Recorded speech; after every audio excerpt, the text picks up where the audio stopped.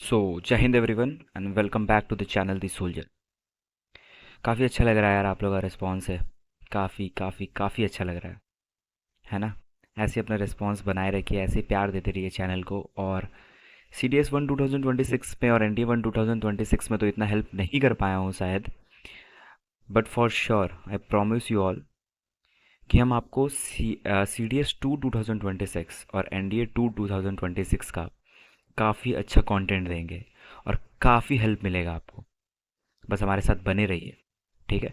तो आज का जो वीडियो है ना, एक भाई ने मेरे को टेक्स्ट किया था टेलीग्राम पे वैसे हमारा एक डिस्कशन ग्रुप है जिसमें हम बातें करते हैं, एक दूसरे के प्रॉब्लम सॉल्व करते हैं। आप चाहो तो आ सकते हो हमारे ग्रुप में। उसका चैनल का लिंक आपको टेली डिस्क्रिप्शन में और आपको कमेंट सेक्शन में मिल जाएगा। ज्वाइन कर लो, वहाँ पे ढेर सारी बातें करते हैं हमारे एक दूसरे के बीच में। और बिफोर एंड मैं बता देता हूँ कि क्या आने वाला है नेक्स्ट वीडियो। तो उसमें एक भाई ने बोला कि भैया पेपर कैसे अटेम्प्ट करना है उसके बारे में बता दो, कि कौन सा सेक्शन पहले अटेम्प्ट करें। ठीक है। तो पहले मैं इंग्लिश के बारे में बात कर देता हूँ। लास्ट वीडियो जो था वो भी समवॉट इसके ऊपर ही था, बट एग्जैक्टली इसके जैसा नहीं था। उस पर मैंने बताया था कि कैसे क्वेश्चन छोड़ने के बाद भी you are clearing the exam. But आज इस वीडियो में मैं बताऊंगा कि कैसे अटेम्प्ट करना है। तो देखो, सबसे पहले जब भी इंग्लिश के पेपर का अगर मैं इंग्लिश के बारे में बात करूँ, तो इंग्लिश में हमेशा स्टार्ट करना ईजी पोर्शन से, जो तुमको आता है बहुत ईजी। जैसे एरर हो गया, ठीक है। एरर हो गया, फिर प्रेपोजिशन हो गया, उसके बाद पी क्यू आर एस हो गया, ठीक है। फिर वोकैब हो गया, ईडीएम्स हो गया, उसके बाद क्या आता है, क्लोज टेक्स्ट हो गया, ठीक है। और उसके बाद प्रिपोजिशन हो गया, P Q R S, vocab, EDM, C T, error. तो मतलब जो इजी इजी पोर्शन है ना, उससे स्टार्ट करो। सबसे एंड में, हमेशा याद रखना, एंड में तुमको तीन चीज़ करना है। पहला चीज़ S1 S6, दूसरा चीज़ अगर पैसेज आया है तो पैसेज, ठीक है। और तीसरा चीज़ है न्यू पैटर्न। न्यू पैटर्न तुमको ट्राई अगर करना है ना, तो वो सबसे एंड में करना है। तो एंड भी जब जाओगे तो सबसे पहले तुम पैसेज कर लेना, उसके बाद S1 एक्सिस करना, और लास्ट में न्यू पैटर्न करना। अब देखो, S1 एक्सिस और पैसेज मैं सबसे एंड में करने इसलिए बोल रहा हूँ क्योंकि ये दोनों पोर्शन में ना तुम्हारा मैक्सिमम अटेंशन लगता है।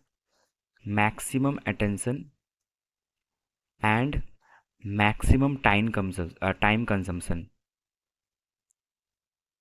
ठीक है। ये दोनों पोर्शन में maximum time consumption as well as maximum attention is needed. So if you start attempting these two portions in the beginning, you may end up with a very little time for the rest portion, जिसके वजह से तुम panic होने लगोगे exam में। क्योंकि जब तुम देखोगे अरे मेरा बहुत टाइम जा रहा है इसमें, मेरा बहुत ज़्यादा टाइम जा रहा है, then you will start feeling panic and you will start losing your marks. Then you will run after another section. इसलिए S1 S6 और पैसेज को तुम हमेशा लास्ट में करना है, क्योंकि मैक्सिमम अटेंशन इसमें लगता है और मैक्सिमम टाइम कंजम्पशन मिलता है। जब तुम आधा मोर ये जब तुम करोगे ना, तो हाफ ऑफ द पेपर तो तुम कंप्लीट कर लोगे। तो उसके बाद you will be left with, मतलब you will be left with a good amount of time, जिसमें तुम्हारे पास टाइम भी अच्छा रहेगा। तुम्हारा जो, मतलब क्या बोलते हैं उसको, मतलब तुम्हारा जो ब्रेन है वो भी एकदम काम हो चुका रहेगा। तुम्हारा ब्रेन भी जो है, एक सेकंड मेरा माइक थोड़ा हिल गया। हाँ, तुम्हारा जो ब्रेन है वो भी थोड़ा काम रहेगा। तो तुम आराम से S1 S6 और पैसेज को कर पाओगे, और न्यू पैटर्न भी तुम्हारा हो जाएगा, ठीक है। तो ये रहा तुम्हारा इंग्लिश का बात। अब बात करते हैं जीएस के बारे में। तो देखो सिंपल जी को, जीएस में सच बताए तो कुछ भी स्ट्रैटेजी या फिर कैसे पेपर अटेम्प्ट करना है बताने का कोई है ही नहीं। मैं फालतू में टाइम वेस्ट नहीं करूँगा तुम्हारा, कुछ है ही नहीं। क्योंकि जीएस में भाई तुमको अगर आता है तो तुम करोगे, तुमको नहीं आता तो तुम स्किप करोगे। बस एक चीज़ याद रखना जीएस में, कि भाई गेस वर्क नहीं चलता जीएस में, ठीक है। इंग्लिश में तुम फिर भी गेस वर्क कर लोगे, पर जीएस में गेस वर्क नहीं चलता। तुमको अगर आता है तो यू विल डू इट, अगर तुमको नहीं आता तो स्ट्रेट फॉरवर्ड स्किप कर देना। याद रखना, जीएस में साइंस पोर्शन में क्वेश्चन को स्किप मत करना, साइंस पोर्शन में करना। क्योंकि चाहे वो एनडीए हो चाहे सीडीएस हो, साइंस क्वेश्चन से ही सबसे ज़्यादा मार्क्स आता है। सीडीएस में तो 30 क्वेश्चन फिक्स है, और आई गेस तुम्हारा एनडीए में शायद आई गेस 40 to 45 क्वेश्चन शायद आता है, या फिर 50 क्वेश्चन आता है तुम्हारा साइंस पोर्शन से। तो साइंस को तो स्किप करना ही मत, अच्छे से साइंस को कर लेना, ठीक है। और हिस्ट्री अगर नहीं पढ़े हो तो हिस्ट्री से एकदम अटेम्प्ट मत करना। और मैं पॉलिटी के बारे में एक चीज़ बोलने वाला हूँ। पॉलिटी का जो क्वेश्चन है ना, जिसमें ओनली दिख गया तुमको, ठीक है, वो समझ लेना हमेशा गलत होता है, ठीक है। क्योंकि पॉलिटी में कोई भी चीज़ ओनली नहीं होता। तो ओनली वाला चीज़ तुम्हारा हमेशा गलत रहेगा। और अगर तुमको कैन दिख गया, मे दिख गया, तो वो हमेशा सही रहता है। अगर तुमको जीएस में गेस वर्क करना भी है ना, तो तुम एक ऑप्शन के साथ करना जिसमें लिखा रहेगा बोथ ए एंड बी, जो ऑप्शन नंबर सी में रहता है। अगर तुमको गेस वर्क करना है तो इसमें ही करना है, क्योंकि मैंने जितना एनालाइज किया, मतलब हम जितना एनालाइज किए हैं, उसमें I have seen that 90% of the time option C which includes both A and B is correct. I have observe this, I have analyse this, that is the reason I am suggesting you. ठीक है, but ऐसा नहीं है कि अब शुभम भैया ने बोला तो मैं कर दूंगा, ऐसा नहीं है। अगर तुमको करना भी है तो बस 2-3 क्वेश्चन में you can attempt guess work, you can do guess work कि ऑप्शन सी तुम करके आ गए हो, बस 2-3 में, बाकी कुछ नहीं। बाकी बस इतना ही था आज के वीडियो में। This is all I wanted to convey to you all. ठीक है, और ऐसे ही अपना प्यार दिखाते रहो चैनल पे यार, बहुत अच्छा लग रहा है। वीडियो को लाइक करो, चैनल को शेयर करो एंड सब्सक्राइब करो।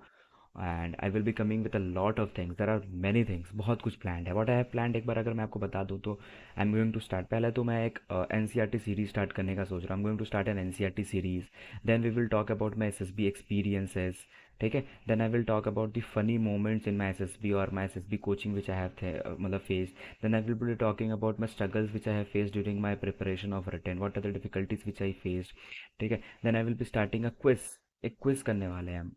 ठीक है, I am thinking of starting a quiz both on YouTube as well as Telegram. जो क्विज का मैं बताऊंगा, अभी नहीं बताऊंगा, I will be making a separate video regarding it कि कैसे हम लोग क्विज पे चलेंगे। ठीक है, उसके बाद और एक चीज़ है, एक आइडिया है मेरे पास, बहुत तगड़ा आइडिया है, वो मैं रिवील करूंगा after 12th of April। But उसमें I need your contribution as well, क्योंकि that will not be for me, that will be for you all. ठीक है, जितना भी तुम्हारा डाउट है, जितना भी आप लोग का डाउट है, it will get clear from that video. ठीक है, या फिर फ्रॉम दैट सीरीज।